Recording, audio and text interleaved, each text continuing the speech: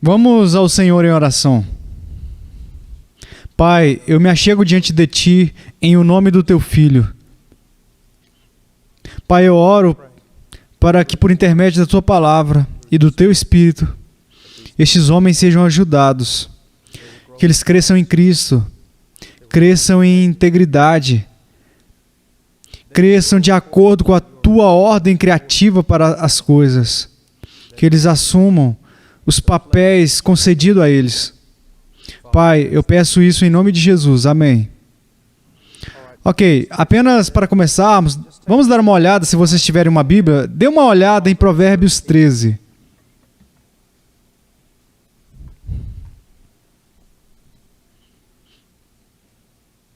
Ok, Provérbios 13, versículo 20.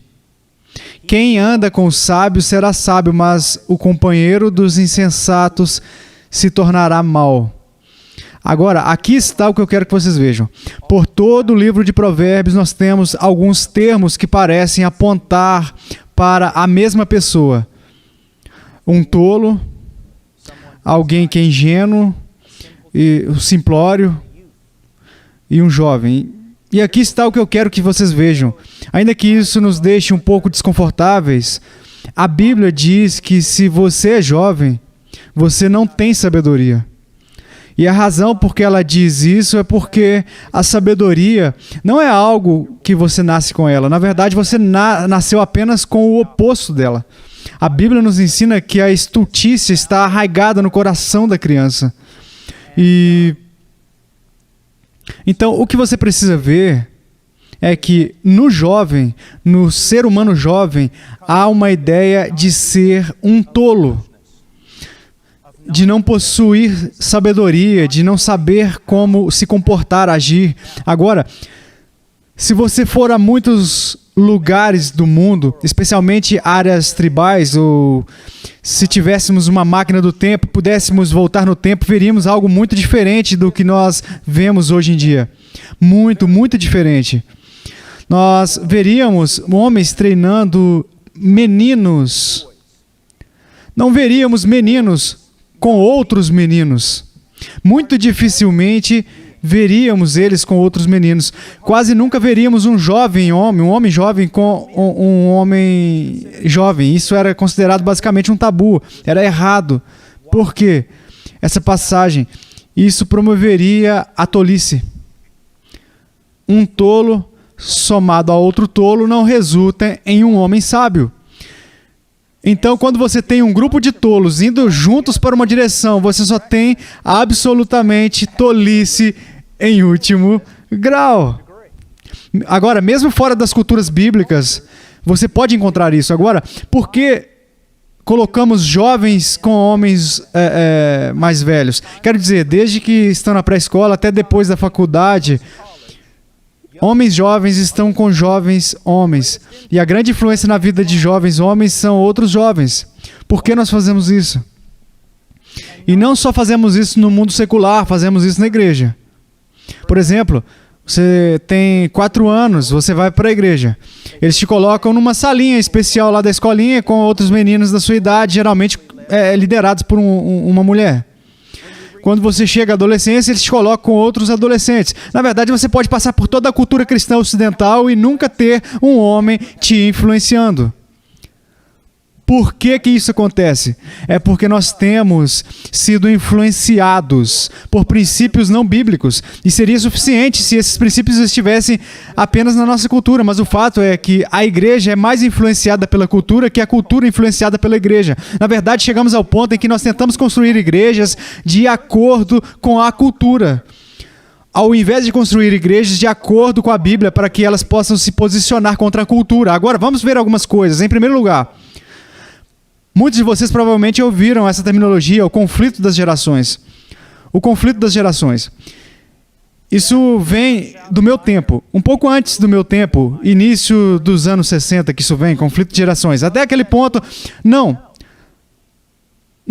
havia algo como o conflito das gerações.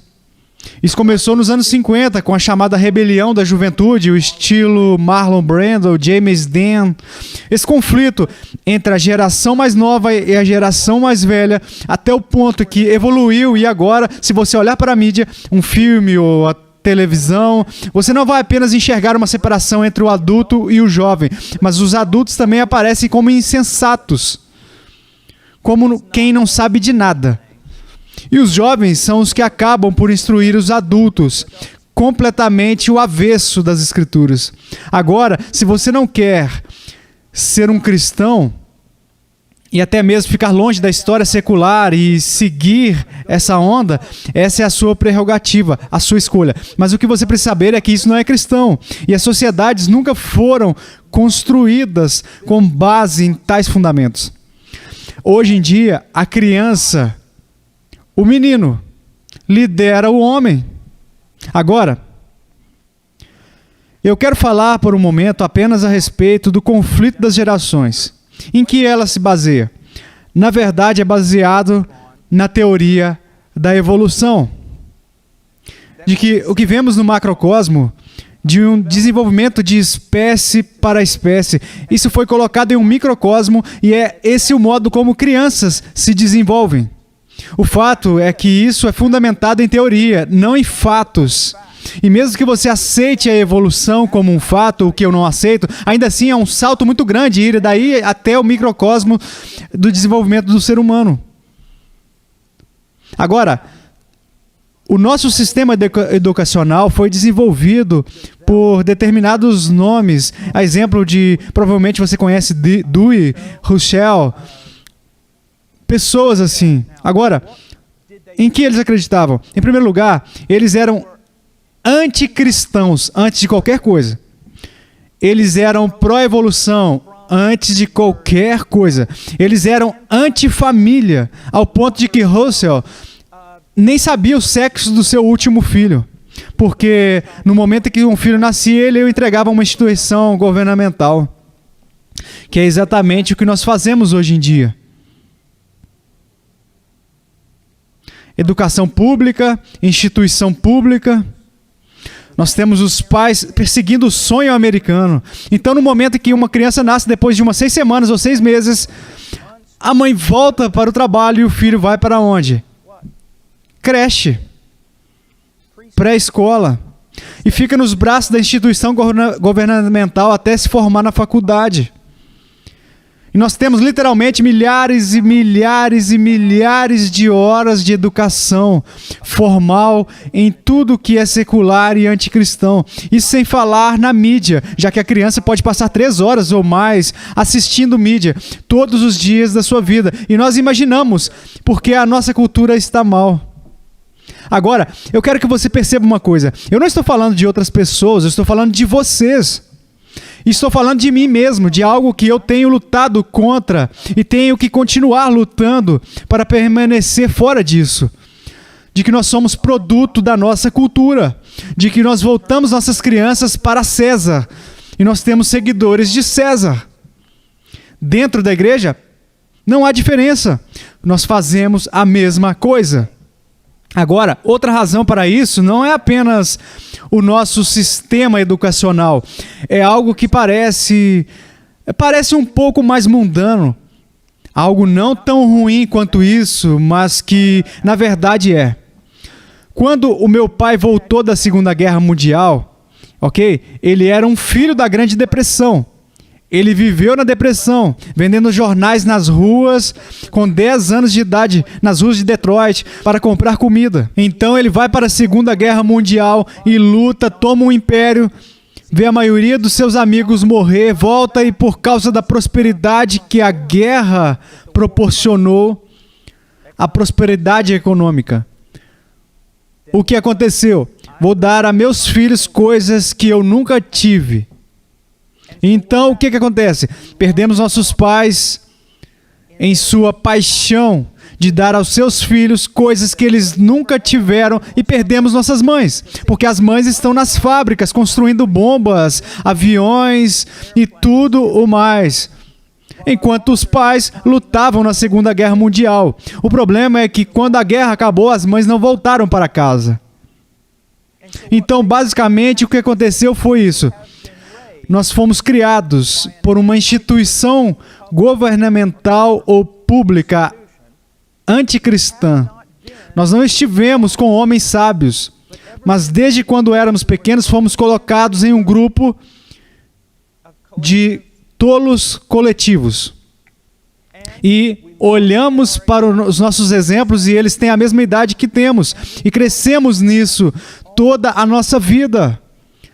Ao ponto em que nós temos que tem 30, 34 anos que ainda se juntam. E o que eles gostam é de jogar videogame ou simulador no NFL, algo assim. Você entende? Nós perdemos a masculinidade. Deixa eu dar um outro exemplo. Talvez alguns de vocês possam dizer, não, isso não acontece comigo. Louvado seja Deus, se esse for o caso. Mas muitos de vocês passam mais tempo com gente da idade de vocês do que com o próprio pai. Muitos de vocês, depois de alguns anos no sistema público de ensino, na verdade, sua mãe e seu pai, especialmente os seus irmãos e irmãs, simplesmente te atrapalham. Você fica em casa tempo suficiente para comer e dormir, mas você quer estar com seus amigos. É com quem você quer estar. E mesmo agora, quando você está com uns 20 anos, é a mesma coisa. Só quer estar com seus amigos. Então nós temos programas de comédia que são muito populares, amigos, só querer estar com os outros amigos. Então você está com seus amigos, mas não há família.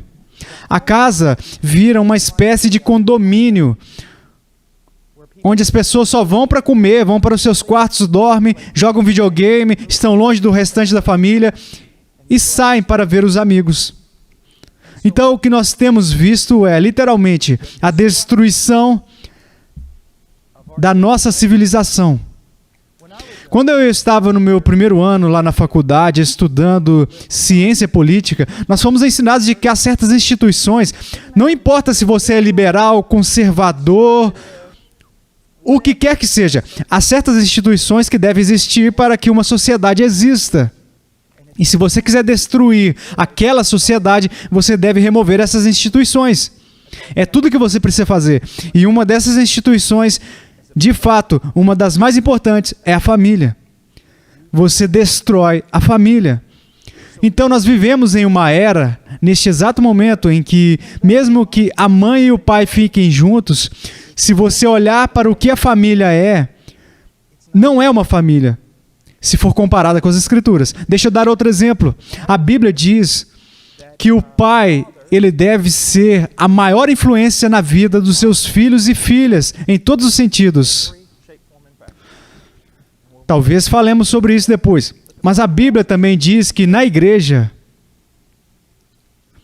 as pessoas que devem ministrar a todos os indivíduos na igreja são os anciãos. Esses são homens que precisam de certas qualificações, de acordo com 1 Timóteo 3, Tito 1. São homens maduros de Deus. Eles são homens. Muitos de vocês nunca tiveram contato com um desse. Vocês foram para a escola dominical, para a igreja das crianças e não havia anciãos. Vocês foram para o grupo de jovens e havia apenas um rapaz um pouco mais velho com vocês, com gel no cabelo e ótima personalidade, que não sabia nada. Vocês estão entendendo? Então, a principal influência na família deve ser o pai.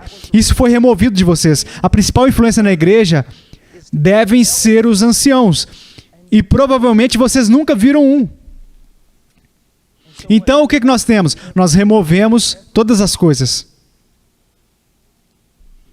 Masculinidade é algo que é ensinado. Masculinidade é algo aprendido por imitação, mas eles tiraram todos os homens da sua vida. Provavelmente, para alguns de vocês, o homem mais marcante na vida de vocês é os seus treinadores, porque eles foram os únicos que agiram, de certa maneira, como a autoridade masculina na vida de vocês. Então, agora vocês estão entendendo? E aqui está a coisa triste. Você vai voltar para a igreja. E isso vai continuar. A não ser que grandes mudanças sejam realizadas. Nós perdemos os homens no Ocidente. Há algumas semanas, Eu estava falando com um grande amigo meu, talvez vocês o conheçam, o Rory Balkan, e ele me liga e diz, cara, Washer, esse artigo acabou de sair. Não me lembro se foi na revista Time. Eu tenho que mandar para você. E ele me mandou, mas eu estava fora do país. E dizia que até as autoridades seculares dizem que não há mais homens.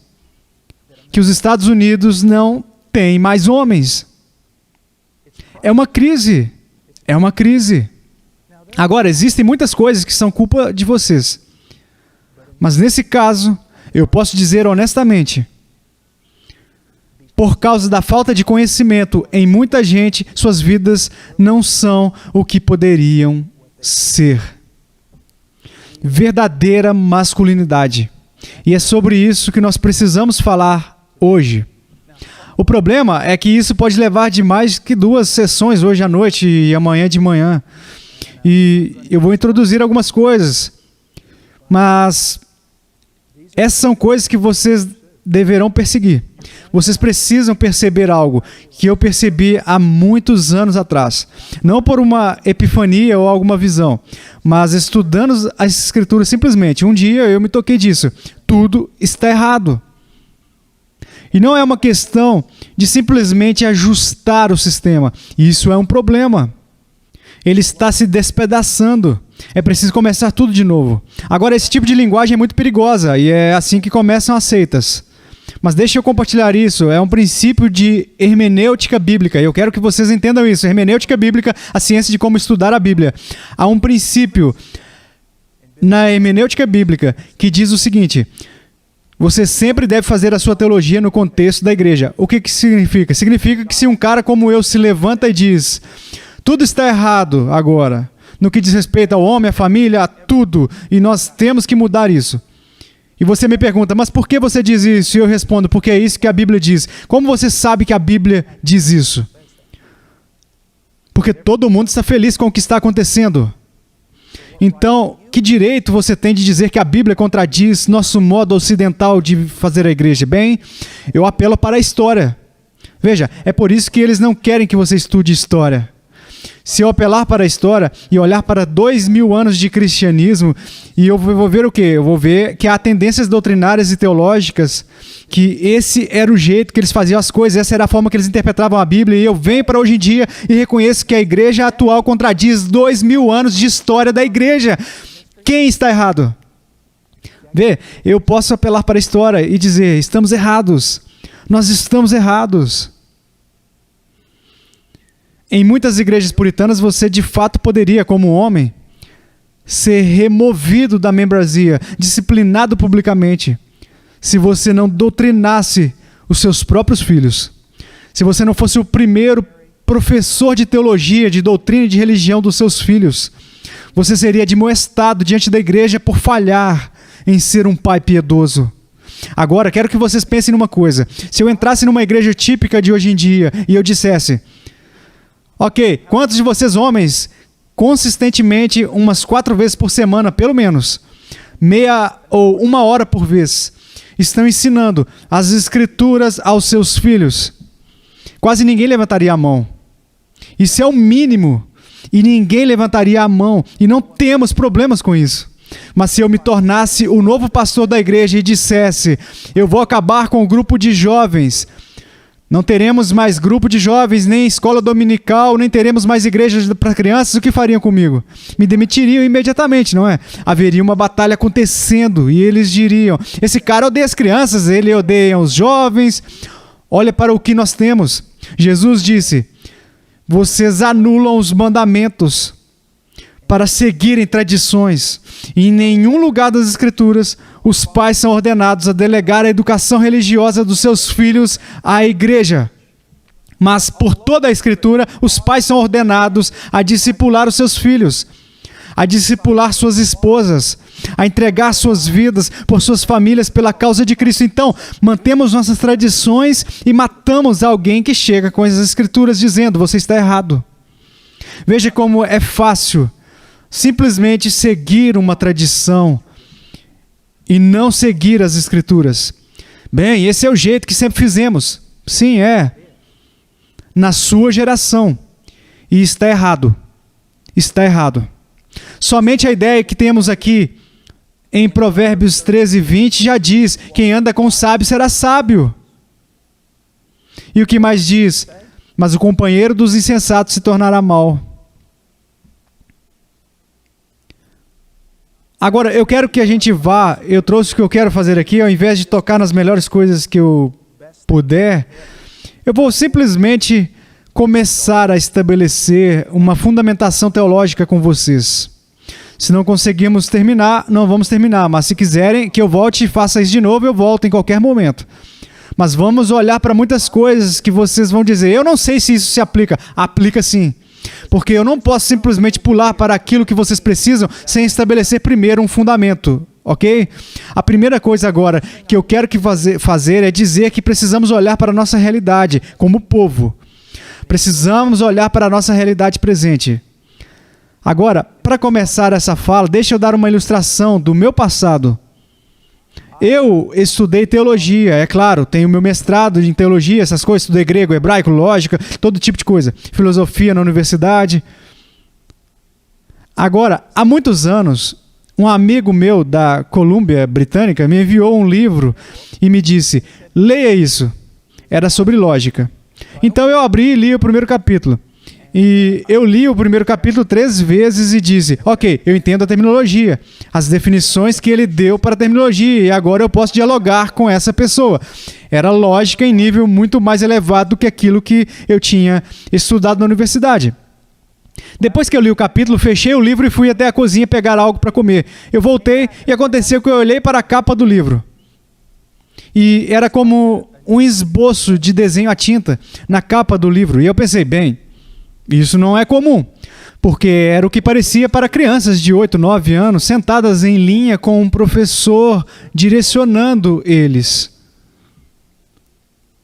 Então eu pensei: por que isso está na capa do livro? Então eu abri o prefácio e comecei a ler, e era lógica básica para as crianças do fundamental no período da colônia. Vocês precisam deixar que esta busca se agarre na mente de vocês e no coração. E eu não quero ser ofensivo, eu me incluo nisso. Eu tenho lutado há anos para sair disso. Nós somos um povo ignorante.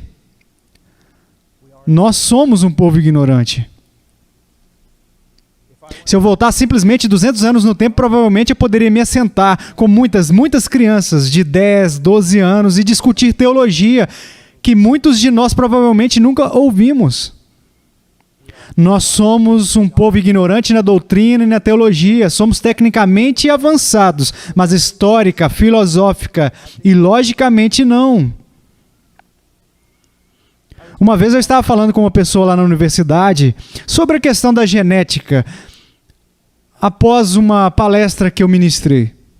E uma pessoa me disse depois: o que você faz? Você estuda o tempo todo? E como você falou com aquele cara? E eu disse: se você notar, eu não falei com ele. E ele disse: sim, você falou. E eu respondi: não, eu lhe fiz perguntas. Sim, mas ele saiu bravo. E eu disse: sim, foi mesmo. Como você fez isso? E eu respondi: bem, eu não sei nada sobre genética. Então ele diz: mas o que você sabe sobre isso então? Bem, eu sei lógica. Eu sei um princípio básico que derrubou muitas coisas que ele disse. A lei da não contradição. Não se pode ser uma coisa e não ser uma coisa da mesma forma e ao mesmo tempo. Se eu fosse até a sua geração com um microfone e dissesse: o que você pensa da guerra no Iraque? Vocês diriam todo tipo de coisa. Muitos de vocês iriam repetir muito do que a mídia diz. Mas vocês diriam todo tipo de coisa. Veríamos todo tipo de opinião na universidade. Mas se depois de alguém dar a sua opinião, eu perguntasse: em que se baseia a sua opinião? Que trabalhos sobre guerra no Oriente Médio você estudou? Bem, nada. O que você estudou sobre economia no Oriente Médio? Nada. A teoria da guerra? O que você estudou?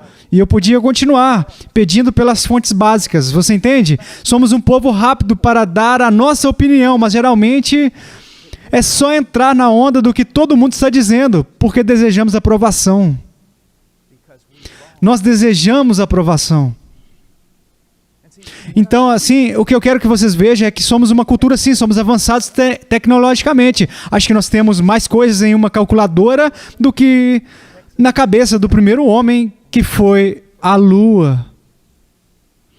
Somos tecnologicamente avançados, mas nós não lemos, não conhecemos história, não nos questionamos a respeito das grandes coisas que realmente importam.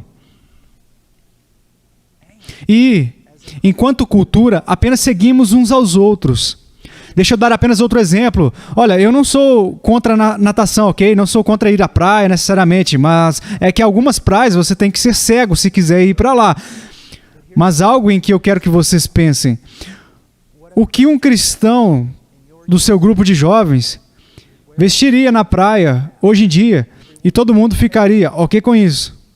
Há 75 anos, se alguém saísse em público vestido assim, as autoridades seculares o prenderiam, o multariam, mandariam para a cadeia ou para uma clínica para ser examinado.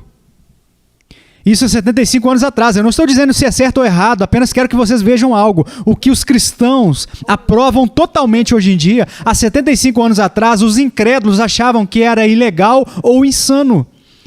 Isso não deveria fazer vocês pensar? Cara, nós estamos na Terra. Nós precisamos achar um lugar para nos estabelecer. Se tudo isso está mudando e todas as coisas mudam muito rápido, no que a gente está se fundamentando? Nós nos fundamentamos na palavra de Deus. Nós nos fundamentamos na palavra de Deus. Agora, eu quero que olhemos para a nossa realidade. Eu vou citar alguns versículos para vocês. O que eu posso fazer é passar essas notas para o Doug e ele pode imprimir, sei lá, para que vocês não tenham que ficar escrevendo feito loucos.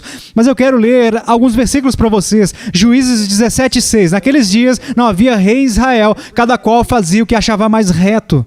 Não havia rei. Isso significa que não havia autoridade. E quando não há autoridade, nenhum tipo de autoridade, todos faziam o que bem parecia aos seus próprios olhos. Deixa eu dar um exemplo na vida da igreja. Quantos de vocês ouviram uma discussão sobre o princípio normativo regulador? Provavelmente ninguém. E ainda assim, essa tem sido uma das maiores discussões da história da igreja. A pergunta é: o princípio regulador diz que nós podemos fazer na igreja apenas o que Deus ordena especificamente. O princípio normativo diz que podemos fazer tudo o que Deus não proibiu especificamente. Você percebe que hoje em dia ninguém discute sobre isso. Por quê? Porque se faz todo tipo de coisa sem mesmo sequer consultar a Bíblia sobre como uma igreja deveria ser. De fato, nossas igrejas são construídas depois de irmos à comunidade, descobrir o que eles querem em uma igreja, dar isso a eles e chamar isso de igreja. Você entende? Não temos autoridade. Se você acredita que as escrituras são infalíveis, são inspiradas, você lutou apenas metade da batalha. Apenas a metade. A segunda pergunta é: elas são suficientes? Eu tenho que ir para fora das escrituras para descobrir o que Deus quer para seu povo. Minha vida sobre a fé, sobre moralidade. Bem, o que a escritura ensina é que absolutamente não. Você entende? Talvez você esteja reconhecendo agora mesmo quase tudo o que fazemos enquanto povo é feito sem autoridade. Quase tudo na igreja é feito sem autoridade. Você basicamente vive sua vida de modo que você acha que você deve viver. Esse era o gênio puritano. Eu sei que vocês já ouviram muitas coisas ruins sobre os puritanos, mas eu desafio qualquer um a dar as fontes básicas da questão. Mas o gênio puritano, embora eu não concorde com ele em tudo, fazia a pergunta: como eu aplico a escritura a cada aspecto da minha vida? Nós não fazemos mais essa pergunta. Vamos continuar. Oséias 4:6. O meu povo foi destruído porque lhe faltou conhecimento. É verdade. Eu poderia levar vocês para a Amazônia, para os chamados montes, a região mais longe do rio que se pode chegar. Porque quanto mais longe você vai do rio, mais floresta vai aparecer, ok? Ok? Você morreria em questão de dias, a menos que você estivesse com alguém que soubesse o que estava fazendo. Essa é a razão porque eu pude estar em tantos lugares ruins. Não é porque eu sou o cara durão, mas porque estava com índios que sabiam o que estavam fazendo e eu seguia eles em tudo o que eles diziam. Você entende? Quando você não tem conhecimento sobre determinada coisa e você não segue alguém que tem, você é destruído por falta de conhecimento. Isaías 1, do 4 ao 6 diz isso: ai desta nação pecaminosa, povo carregado de iniquidade, raça de malignos, filhos corruptores, abandonaram o Senhor, blasfemaram do Santo de Israel, voltaram para trás. Por que haveis de ainda ser feridos, visto que continuais em rebeldia? Toda a cabeça doente, todo o coração enfermo, desde a planta do pé até a cabeça, não há nele coisas sãs senão feridas, contusões e chagas inflamadas, umas e outras não espremidas, nem atadas, nem amolecidas com óleo. Essa é a sociedade, essa é a igreja. Ou o que se chama de igreja hoje em dia.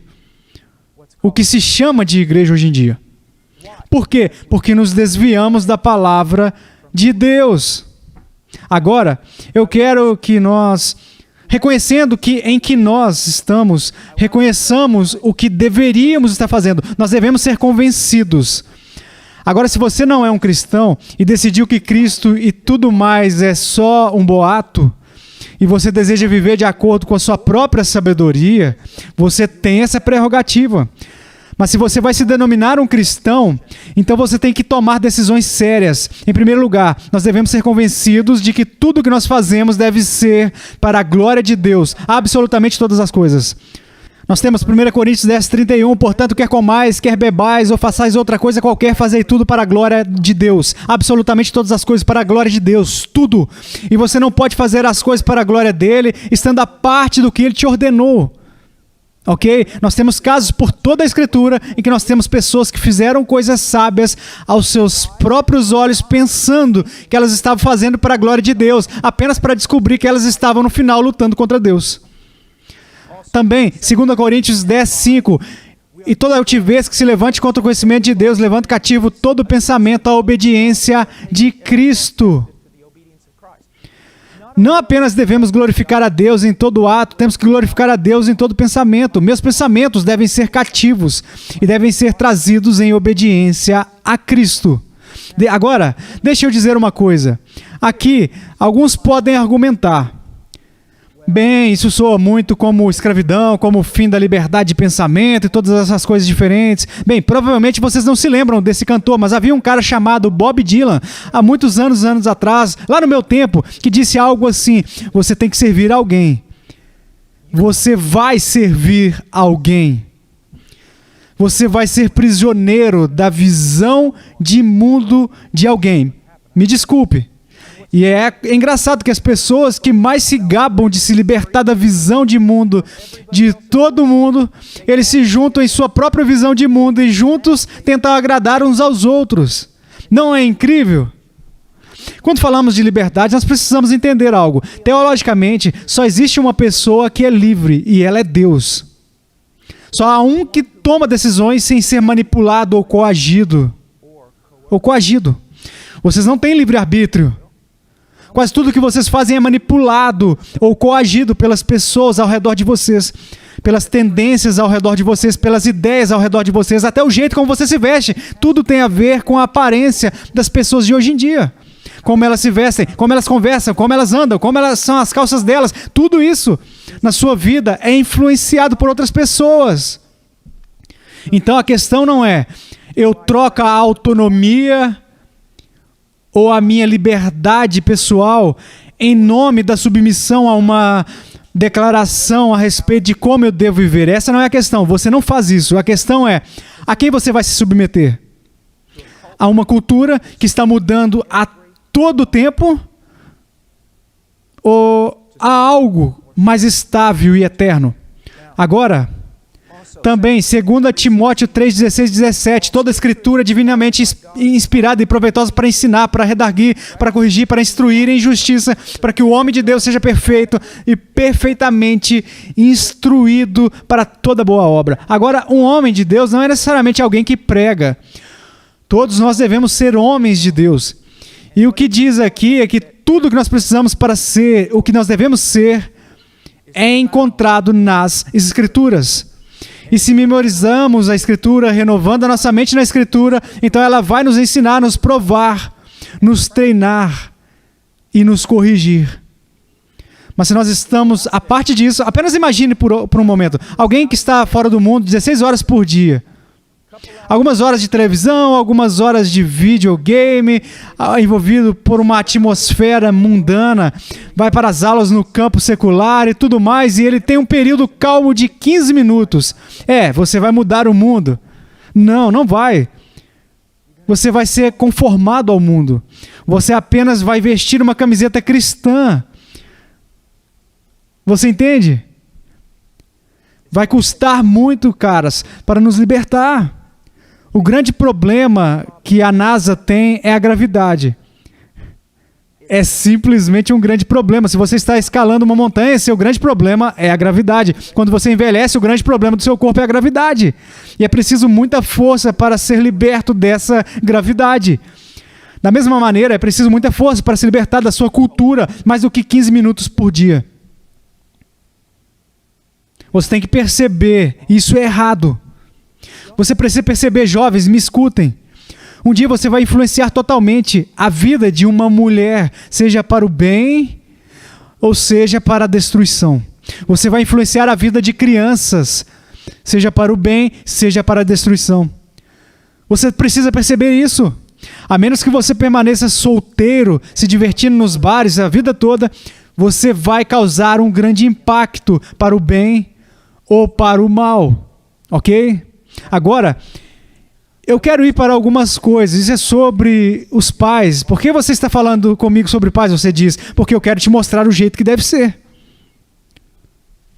Em primeiro lugar, para ser um pai, a minha primeira responsabilidade como pai e como marido é conhecer as Escrituras. Provérbios 29:18 diz, não havendo profecia, o povo se corrompe, mas o que guarda a lei, esse é feliz. Alguns pastores vão usar essa passagem e dizer, quando não há profecia, o povo perece. Precisamos ter uma profecia, precisamos de um programa de edificação. Não é isso que está sendo dito aqui. Nós temos um paralelismo hebraico aqui. A primeira frase é definida pela segunda. E qual é a primeira frase? Não havendo profecia, o povo se corrompe. Mas o que guarda a lei, esse é feliz. Qual é a visão? A visão da lei. E para ser um pai, minha primeira responsabilidade é conhecer a lei de Deus. Novamente, em Oséias, o meu povo foi destruído porque lhe faltou conhecimento. Eu preciso conhecer a lei de Deus porque eu vou influenciar uma mulher e eu vou influenciar os meus filhos. E eu não posso liderar eles no curso deste mundo. Eu não posso fazer isso. Eu conheço o inferno que eu passei. Eu conheço as coisas terríveis que eu fiz antes de vir a Cristo. Eu não quero isso para eles. Agora, eu também devo esforçar para ser um bom exemplo bíblico. Então, como homem, minha principal responsabilidade em relação à minha família é conhecer a lei de Deus e não dar a meus filhos tudo o que eu não tive, mas dar a eles um pai. Mesmo que isso signifique viver em uma casa pequena e dirigir um carro velho, onde você vai ter que usar parafuso para segurar o painel do seu carro, que é o que eu faço. Por quê? Eu não me importo com os carros novos, eu sou um seguidor de Jesus Cristo, não me importo de comprar minhas roupas na Walmart, eu sou um seguidor de Jesus Cristo, eu não me importo com dinheiro, me importo com minha esposa, minha mulher, eu me importo com os meus filhos, eu me importo com os meus irmãos e irmãs em Cristo. São as coisas que não tenho que me fizeram o homem que eu sou, não são as coisas que você tem que te fazem um homem. Muitas das coisas que você tem são exatamente aquelas que te destroem. Então, depois de ser um homem da palavra, eu devo ser um exemplo. Paulo diz em 1 Coríntios 4, 15 a 17, 15 a 16, porque ainda que tivesses milhares de preceptores em Cristo, não teríeis contudo muitos pais, pois eu pelo Evangelho vos gerei em Cristo Jesus. Admoesto-vos, portanto, a que sejais meus imitadores. Você entende? Em 1 Coríntios 11:1 diz, sede meus imitadores, como também eu sou de Cristo. Em 1 Tessalonicenses 2:14, tanto é assim, irmãos, que vos tornastes imitadores das igrejas de Deus existentes na Judeia em Cristo Jesus. É o lado positivo disso. Minha principal responsabilidade é ser um homem íntegro, para que aqueles ao meu redor vejam um exemplo. E isso é custoso. É custoso, porque quando você se propõe a fazer isso, o próprio diabo vai te entregar o mundo em uma bandeja de prata. E você terá que tomar decisões difíceis, e essas decisões vão te custar muito caro. Eu conheci um homem na Flórida que caminhava com Cristo, servindo em uma igreja que estava com problemas, amando a sua esposa, seus filhos, todas as coisas. Ele recebeu uma proposta de emprego para ganhar o dobro do que ele ganhava, o dobro. Ele foi até o chefe e disse não. Por quê? Porque o dinheiro exigiria que eu trabalhasse muito mais, exigiria que eu saísse de uma igreja que estava com problemas. O cara disse, você está louco? Estamos falando do dobro de dinheiro. Ele disse, minha família não precisa de dinheiro. Minha família precisa de comida na mesa, uma casa para viver, para que eles não se molhem e que estejam seguros o suficiente. Mas do que eles precisam, minha esposa precisa de um homem, meus filhos precisam de um pai. E a minha igreja precisa de alguém que se levante, porque ela está com problemas. Escolhas difíceis. Vamos olhar para o exemplo negativo. Mateus 23, 2 e 3. Na cadeira de Moisés se assentaram os escribas e os fariseus. Fazei e guardai, pois, tudo quanto eles vos disserem, porém não os imiteis nas suas obras, porque dizem e não fazem. Isso é ser radical de acordo com Jesus. É preciso mais do que uma canção cristã para ser radical por Jesus. Dentre os meus heróis na fé estão duas garotinhas lá da Indonésia. Eu não posso nem dizer onde elas estão. Seti e Ernie. Seti decidiu seguir a Jesus Cristo. A Hot Cry, a minha missão, ajuda ela agora. Ela foi capturada pela família dela, foi aprisionada na casa dela. A mãe dela era uma inválida, que não podia comer. Seti foi ordenada a ficar naquele quarto, e a única coisa que Seti podia comer era o que a mãe dela vomitava. E foi assim que ela sobreviveu. Quando ela finalmente conseguiu fugir, pois os pais dela haviam decidido que iam matar ela. Depois de um casamento ou uma festa, a irmã dela descobriu e não pôde suportar que os pais dela matariam a sua irmã, então abriu a porta para que ela pudesse sair. Agora ela trabalha como uma missionária. Uma garotinha pequena que trabalha em uma área onde ela, sua amiga Ernie, outra garota, estão trabalhando sozinhas pela única razão de que não há um homem valente o suficiente para ir àquela vila. Isso é seguir radicalmente a Cristo. Não que você e eu devamos nos sentir mal porque não passamos por algo desse tipo, mas o que eu quero que vocês saibam é que desistir de um pouco mais assim de dinheiro ou de ser alguém legal no campus é um preço pequeno a ser pago. Vamos continuar, ok? Os pais também devem lutar para amar o ensino e governar biblicamente. Agora, de novo, por que eu estou dizendo isso? Porque eu quero que vocês vejam que tenho certeza, seus pais, muitos deles realmente tentam, te levam para a igreja e tudo mais. Quero que vejam que todos nós crescemos nessa cultura e que os pais pensavam agir certo apenas ao levar as crianças para a escola dominical. Eles pensavam que cumpriam o mandamento de ensino pequenino, o caminho que ela deve seguir, e que quando ela se envelhecer, ela não vai se desviar dele. Eles achavam que isso significava levá-los para a igreja. Não! Significa investir toda a sua vida nos seus filhos. Para que, se for uma garota, ela cresça na pureza da feminilidade e da beleza cristã.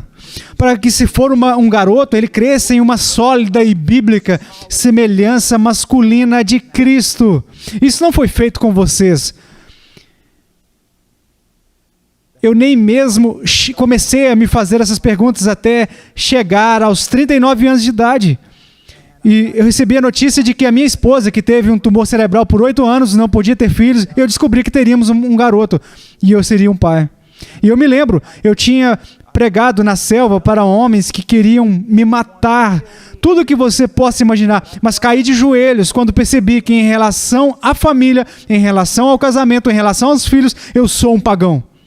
Sou um pagão salvo. O que as Escrituras dizem sobre ser um homem? Porque agora, tudo o que eu fizer vai influenciar outro jovem, outra jovem.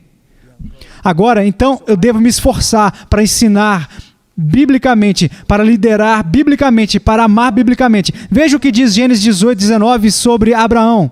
Deus disse, porque eu o escolhi para que ordene a seus filhos e a sua casa depois dele, a fim de que guardem o caminho do Senhor e pratiquem a justiça e o juízo, para que o Senhor faça vir sobre Abraão o que tem falado a seu respeito. Era o homem que, por intermédio de quem o Messias ia vir. Seus descendentes seriam como as estrelas do céu. Mas olhe para a ênfase aqui, é em seus filhos, que ele iria comandar seus filhos, que toda a sua vida seria para criar uma herança piedosa para o Senhor. E continua, uma das minhas passagens favoritas na Bíblia, Deuteronômio 6, 5 ao 9. Escute, essa é a responsabilidade de um pai bíblico. Essa é a sua responsabilidade. Amarás, pois, o Senhor teu Deus de todo o teu coração, de toda a tua alma, de toda a tua força. Essas palavras que hoje te ordeno estarão no teu coração. Tu as inculcarás a teus filhos e delas falarás assentado em tua casa e andando pelo caminho, e ao deitar-te e ao levantar-te. Também as atarás como sinal na tua mão e te serão por frontal entre os olhos, e as escreverás nos umbrais de tua casa e nas tuas portas. Essa é a responsabilidade de um homem bíblico. Isso é o que você deveria ter recebido todos os dias da sua vida. Um homem diante de você constantemente te ensinando o que significa amar o Senhor, seu Deus, de todo o teu coração, alma, mente e força. Mas perceba, muita gente entende isso errado. Eles pensam que o que é dito aqui é que você deve ensinar aos seus filhos um monte de princípios. Bem, o cristianismo tem princípios e ordens e uma moralidade específica, mas não é disso que está falando aqui. Está falando de, através do seu ensino, do seu exemplo de vida, os seus filhos verem o que é um exemplo, um homem amando ao Senhor, seu Deus, de todo o seu coração, alma, mente e força. Não alguém que ensina alguns princípios ou conduz a casa baseada em algum sistema legalista, mas ter paixão por Cristo. Sua esposa precisará da mesma coisa. Não importa o quão espiritual é a sua futura esposa. Ela não foi criada por Deus, apesar do que dizem as feministas cristãs de hoje em dia. Ela não foi criada para ser tudo o que pode ser sozinha. Ela nunca será tudo o que pode ser, a menos que você assuma o papel legítimo na vida dela. E entregue sua vida para que ela se torne tudo o que Deus quer que ela seja. Agora, Josué 4, 5 ao 7, Josué diz, um de cada tribo disse-lhes, passai adiante da arca do Senhor vosso Deus ao meio do Jordão, e cada um levante sobre o ombro uma pedra, segundo o número das tribos dos filhos de Israel, para que isso seja por sinal entre vós, e quando vossos filhos no futuro perguntarem, dizendo, que vos significam essas pedras? Então lhes direis que as águas do Jordão foram cortadas diante da arca da aliança do Senhor, em passando ela, foram as águas do Jordão cortadas, essas pedras serão para sempre por memorial aos filhos de Israel. O que isso significa? Para ser um homem de Deus, você luta as batalhas de Deus. E quando você enxerga Deus para fazer coisas tremendas em sua vida, e por intermédio de você, você as escreve, você grava elas, você lembra delas, para que quando você vá aos seus filhos, você possa dizer, eu vi isso, Deus fez isso, Deus me livrou aqui, Deus foi fiel aqui, Deus me transformou aqui. Você entende? Gente, isso tem tudo a ver com Deus e tudo a ver com a eternidade. Não com ter a melhor vida aqui agora. É tudo sobre Ele. Cada parte disso é sobre Ele. Agora, Efésios 6,4, e vós, pais, não provoqueis vossos filhos a ira, mas criai-os na disciplina e na admoestação do Senhor. Não está ordenando isso para os professores da escola dominical, líderes de jovens ou algo do tipo. É a principal responsabilidade de um pai. Minha principal responsabilidade como homem é conhecer a Cristo. Depois disso, a minha principal responsabilidade é a minha esposa. Depois disso, meus filhos. Depois disso, o ministério. É assim que funciona. É assim que tem que ser. Agora, você pode não estar no ministério quando se formar na faculdade, mas é a mesma coisa para você. Se você pensa que já fez bem em prover financeiramente a sua família, você não tem ideia do que as Escrituras dizem. De fato, é assim que vai funcionar. Se você quiser ser bíblico, você vai trabalhar e trabalhar e trabalhar. E quando chegar em casa, às 5 da tarde, está completamente exausto, adivinha, o seu trabalho apenas começou. Então você vai entregar a sua vida pela sua família até ir para a cama às 10 ou 11 da noite. Você não vai se sentar e assistir TV, você não vai sair com seus colegas e fazer todo tipo de coisa. Você vai entregar a sua vida pela sua esposa e seus filhos e vai cansado para a cama. E você vai acordar no outro dia e vai fazer tudo de novo. Isso é a vida cristã. Não é sair com seus amigos, não é fazer tudo isso, não. É isso. E é suficiente. É suficiente. Mas perceba uma coisa. Um homem que é tão dedicado à sua família, vai chegar um tempo que, como eu amo caçar.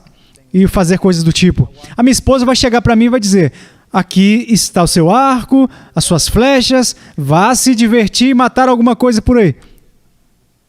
Porque eles sabem que esse homem entrega a vida dele. E ela vai abençoar ele. Assim como você entregou a sua vida para abençoá-la, ela vai aprender a entregar a vida dela para você. Ao invés de você lutar pelo seu território, o seu tempo livre, e ela lutando pelo território dela e o seu tempo livre, vocês serão um em servidão. Em bênção. Em bênção. Agora, em 1 Timóteo 3,4 diz: e que governe bem. Está falando aqui do pastor, do gestor que preside, que protege, que é guardião, e que governe bem a própria casa, criando os filhos sob disciplina, com todo o respeito. Percebe que se você não consegue lidar com sua esposa e seus filhos, você não pode nem mesmo estar no ministério? Se você não pode entregar a sua vida para eles, você não pode estar no ministério. Agora, eu quero sair daqui e quero olhar. Eu sei que vocês não são crianças, mas eu quero que vejam o jeito como as coisas devem ser. Os filhos devem ser convencidos dos papéis dos seus pais. Eles devem ser. O papel dos pais é ordenado por Deus. E a primeira lei que regulamenta o relacionamento entre os homens. Se você olhar para os 10 mandamentos, os primeiros 6, os primeiros 4 lidam com Deus. E os próximos 6 lidam com os homens. E o primeiro desses 6 é sobre a família. E eis o que diz: honra teu pai e tua mãe para que se prolongue os seus dias de vida sobre a terra que o Senhor teu Deus te concede. Então, Deus não te mata prematuramente. Mas significa muito mais do que isso. Israel, se você não obedecer isso, a terra vai te vomitar. Nenhuma cultura se sustenta onde os filhos não respeitam os seus pais e as suas mães. Nenhuma cultura pode existir, adivinha? Vocês sabem, especialistas em cultura dizem que estamos à beira de um desastre. Nós estamos. Por quê? A Escritura é verdadeira. A Escritura é verdadeira. É a pura verdade. E tudo começa com isso, então. Eu trabalhava em um ministério de rua quando eu estava no seminário. Passei até um tempo com as pessoas de rua e eu ainda faço de maneira informal um questionário. Havia um questionário que eu aplicava e descobri que toda a rebelião dos moradores de rua começou na casa deles. Começou em casa, contra os pais. Algumas vezes seus pais não eram dignos. Eles eram horríveis, mas foi assim que tudo começou. Você entende? Você foi criado em uma cultura onde o absoluto oposto não é apenas ensinado. Está em todo lugar da mídia. Se você pudesse ver, houve um tempo, quando eu era um menino, que havia programas de comédia. Papai Sabe Tudo, Leave It to Beaver. Os meninos sempre corriam soltos, se metiam em problemas e insensatezes, e o pai viria e resolveria tudo. Agora é justamente o inverso. O pai e a mãe são os tolos. E os jovens é como se soubessem como as coisas devem ser. Você vai ver um programa de comédia inteiro com nada mais do que os adolescentes do ensino médio e você nem vê os pais deles. Eu estou dizendo a vocês, pessoal, o que o apóstolo João diz em 1 João, todo mundo, o mundo jaz no maligno. E tudo é projetado para envolver, para destruir tudo o que Deus construiu. Mas aqui está o problema. E isso é verdade. E eu disse isso quando muitos deles estavam presentes. O problema são os supostos homens de Deus, pastores e pregadores no nosso país. Em vez de serem homens que conhecem a Deus, que caminham com Deus, que gastam tempo em oração, que se alimentam da palavra de Deus para terem coragem, seus garotinhos correm soltos procurando pela próxima chave para fazer a igreja crescer. E por causa dessas coisas, nunca se fala dessas coisas. Você entende? Nós precisamos de homens que passem mais tempo com Deus do que com algum manual de crescimento de igrejas. Homens que não estão preocupados se o talão de cheques dos membros está equilibrado, mas em como estarão suas almas no dia em que eles estiverem nus diante de Deus e forem julgados. As grandes perguntas da cultura. E o que está acontecendo? é bem provável que o mundo, como você conhece, mude dramaticamente. Você entende? Você pode até ver isso no microcosmo. Deixe-me abrir esse parênteses aqui por um momento. Quando eu falava com imigrantes, fossem eles espanhóis, lá da Índia, ou seja, lá de onde for, eles me diriam o seguinte, porque todos nós chegamos aqui como imigrantes, de uma maneira ou de outra. E é isso que eles me diziam. Eu estava falando com um homem em um hotel, há alguns anos atrás, uma família indiana, era dona do hotel da Índia. E eu estava falando com ele, dizendo o quanto eu admirava, porque ele comprou o hotel, a família toda morava no hotel, eles faziam sacrifícios, faziam tudo para construir algo para a família deles. E eu estava dizendo à mulher que estava na recepção o quanto eu admirava a dedicação deles. E ela disse, sim, mas o problema é que isso não é passado adiante. E eu disse, como assim? Ela disse, nossos filhos se importam mais com os tênis caros. Eles não sabem como trabalhar, tudo o que eles querem é jogar videogames legais. E eles são exatamente como o povo do Ocidente, eles são exatamente como os seus jovens. E ela continuou, isso não vai se sustentar. Estamos perdendo os nossos filhos. Você entende? Eu venho de uma geração em que os homens trabalham voltados para o relógio. Agora, eles não faziam biblicamente, mas eles eram homens que passaram fome quando crianças. Eram homens que foram para a guerra, que ficavam felizes em virar hambúrgueres 12 horas por dia, se isso significasse que eles podiam comer. Mas há um problema. A geração seguinte vem e é mais próspera. Ela é mais próspera, mais mimada e mais fraca. Está envolvida em atividades extracurriculares, em atividades, em jogos, em entretenimento, e essa era a minha geração. Então a sua geração vem depois disso. Pessoal, isso não é novo. Isso acontece o tempo todo, por intermédio da história. Eu ousaria dizer que a nossa sociedade não será capaz de sustentar os seus filhos. Que a esse ponto nós estaremos tão fracos e tão efeminados que não vamos poder nem nos sustentar como sociedade. E tomarão controle de nós. Você está entendendo? O governo funciona assim, grandes governos. Quando as pessoas querem abrir mão de todos os seus direitos, porque não querem mais assumir responsabilidades para si mesmos, então eles são um povo governado por um tirano. Você está entendendo? Vocês estão vivendo em uma era. Grandes homens nascem em meio a crises horríveis.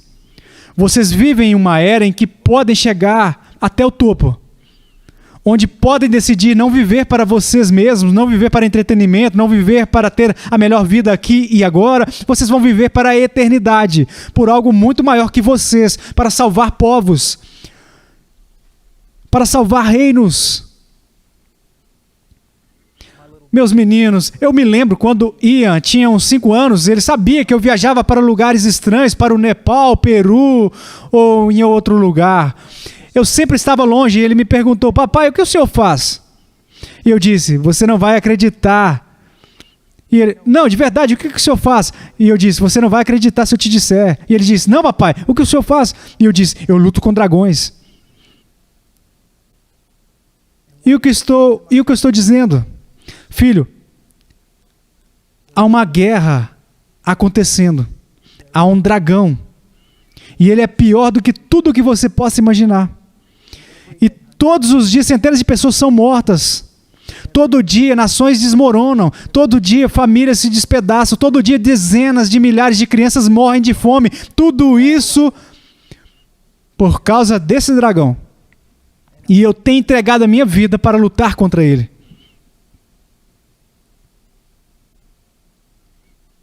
Você tem que decidir o que vai fazer da sua vida.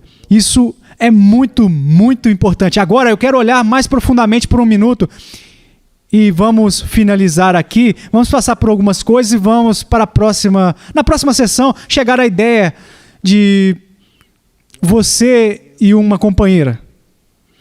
Mas eu quero olhar por um minuto mais profundamente para Efésios 6, do 1 ao 3. Filhos, obedecei a vossos pais. Essa palavra significa ouvir e escutar, como quem ouve o bater na porta e vem para verificar quem é. O dever de um porteiro é alguém que vive em obediência a alguém.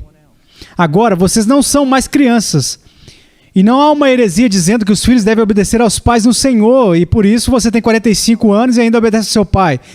Isso não é verdade. Você ainda deve honrar o seu pai. Mas você é um homem com os seus direitos, ou pelo menos deveria.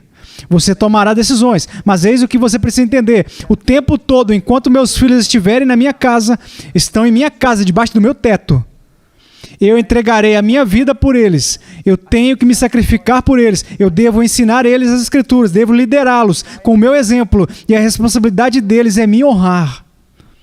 É me obedecer, ouvir a minha voz, e isso é uma responsabilidade terrível da minha parte, porque se meus filhos de fato me obedecem, então tudo o que der errado será minha responsabilidade no dia do julgamento. Se os meus filhos fazem o que devem fazer, me obedecendo, então eu serei responsável no dia do julgamento pela maneira como eu conduzi os meus filhos. Agora, no Senhor, ele diz aqui, obedeça seus pais no Senhor, no contexto da autoridade do Senhor. Eu não posso simplesmente chegar e ordenar que meus filhos façam determinadas coisas. Agora, eu faço com que eles saibam que eu estou sob a autoridade. Eu estou dividindo com eles a mesma autoridade a que eu estou submetido.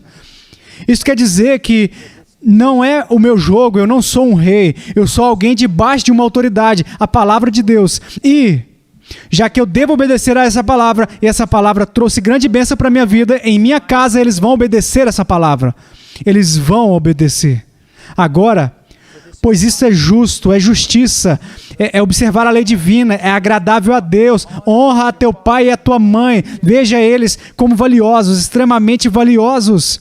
É isso que significa honrar alguma coisa, dar peso, dar dignidade. Você pode dizer, meu pai é um incrédulo, meu pai é um alcoólatra. Isso pode ser verdade, mas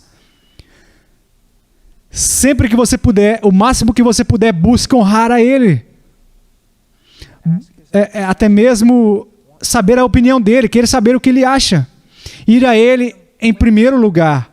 Não quer dizer que você concorde com ele o tempo todo, nem faça tudo o que ele diz, mas significa que você honra o seu pai. Você deve mostrar o valor dele, você mostra o valor da sua mãe. Este é o primeiro mandamento com promessa, para que tudo te corra bem e tenhas longa vida sobre a terra.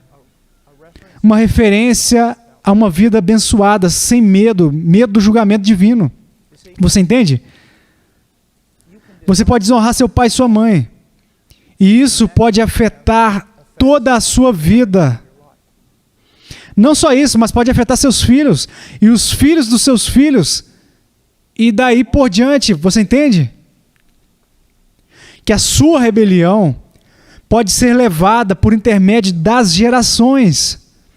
Imagine Salomão chegando para o pai dele, o rei Davi. Digamos que Salomão tem uns 15 anos. Ele diz, pai, eu tenho notado que as garotas são bonitas. E Davi diz, bem, Salomão, isso é bom. Elas são mesmo. Isso é uma coisa boa, masculina, algo que você deve fazer. Isso é maravilhoso. E ele diz, sim, mas eu tenho perguntas. Como o Senhor conheceu a mamãe? Dá para imaginar? Como o Senhor conheceu a mamãe? Bem, eu estava caminhando pelo topo do palácio e eu vi ela lá embaixo tomando banho. Bom, pai, eu tenho certeza de que ela se cobriu e o Senhor se virou, né? Na verdade, não, eu não me virei. Eu mandei chamar ela aqui no palácio. Bem, pai, eu acho que não teve problema, né? Afinal de contas, olha, ela era solteira, o senhor também. Na verdade, não. Ela era casada. Bom, pai, eu tenho certeza, bem... Olha, o senhor viu que ela tinha um marido e olha, bem... Não, eu matei o marido dela.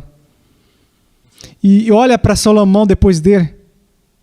Quantas concubinas, quantas esposas. Você entende? O que nós fazemos tem um impacto tremendo naqueles que nos seguem.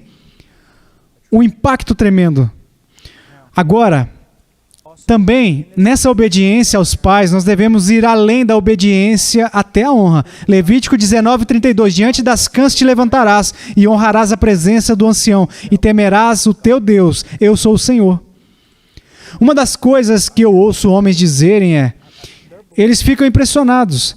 Eu fico impressionado quando alguém sabe apertar minha mão. Quando um rapaz de menos de 30 anos sabe apertar minha mão. E quando sabe até mesmo me honrar. Você entende? Nós viemos de uma era sem honra. Isso sempre me pega algumas vezes. Olha, se eu falar com o John MacArthur, eu digo, Dr. MacArthur, não, eu digo, sim, senhor. E eu escuto esses caras de 19 anos dizendo, eu fui falar com o John outro dia, e vão dar tapinhas nele. Onde está o senso de honra? Onde está o senso de honra? De honrar o ancião. Eu ouvi que Susanna Wesley, que criou John e Charles Wesley, para ensinar os seus filhos sobre como honrar um adulto, ela entrou e saiu de uma sala um dia, acho que umas 150 vezes, para que quando ela se levantasse da cadeira, eles parassem de brincar, se levantassem e olhassem para ela, até ela sair da sala. Então eles voltavam a brincar, ela voltava para a sala, eles se levantavam, paravam de brincar e olhavam para ela. Olha, eu sei que isso pode soar extremo para vocês, mas nós somos um povo que não honra mais nada. E isso é muito, muito triste. Muito triste. Perdemos muito. Eu quero agora que vejamos as punições divinas para a desobediência à autoridade. Judas 1:6. E há anjos os que não guardaram seu estado original, mas abandonaram o seu próprio domicílio, ele tem guardado sob trevas, em algemas eternas, para o juízo do grande dia. Deus criou as estruturas de autoridade. E exceto pela violação da consciência humana, nós devemos obedecer essa autoridade. E isso tem a ver com seus pais. E sempre que eu falo isso, alguém se levanta e diz, mas se meu pai me mandar construir uma bomba e explodir o Empire State, eu vou a ele e digo, qual foi a última vez que seu pai te mandou fazer isso? Seu problema com seu pai não são algumas coisas antiéticas que ele te pede para fazer. Seu problema com ele é quando ele te manda tirar o lixo e limpar o seu quarto. Você está entendendo? Estamos sempre procurando uma válvula de escape para não nos submeter. Deuteronômio 21, do 18 ao 21. Se alguém tiver um filho contumaz e rebelde, que não obedece à voz de seu pai e à de sua mãe, e ainda castigado não lhes dá ouvidos, seu pai e sua mãe o pegarão e o levarão aos anciãos da cidade à sua porta e lhes dirão, este nosso filho é rebelde e contumaz, não dá ouvidos à nossa voz, é dissoluto e beberrão. Então todos os homens da sua cidade o apedrejarão até que morra. Assim eliminarás o mal do meio de ti. Todo o Israel ouvirá e temerá. E você diz, isso é absurdo. Obviamente, a Escritura não se importa com a vida humana. Bem, deixa eu fazer uma pergunta. Já que nós permitimos a absoluta rebelião na família contra a autoridade, quantas pessoas não morreram como consequência disso? Eu pergunto a vocês, infinitamente mais. Não que devamos fazer isso. Isso era em uma economia especial, uma dispensação especial, algo específico acontecendo.